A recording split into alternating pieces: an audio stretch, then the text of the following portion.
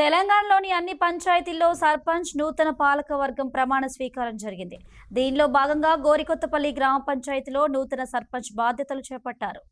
గోరికొత్తపల్లి గ్రామ పంచాయతీ కార్యాలయంలో సర్పంచ్ నిమ్మల శంకర్ ప్రమాణ స్వీకారం చేశారు. అనంతరం బాధ్యతలు చేపట్టారు. వేద పండితులు అక్షింతలతో ఆశీర్వచనాలు అందించారు.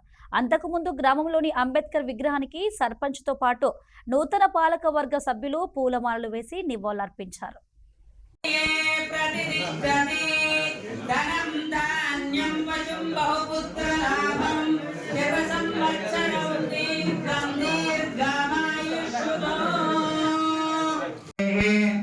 పురుషస్తమజం నిత్యం ప్రజామి శరణం హరిం సర్వదా సర్వకార్యేషు నాస్తి దేశాయ మంగళం.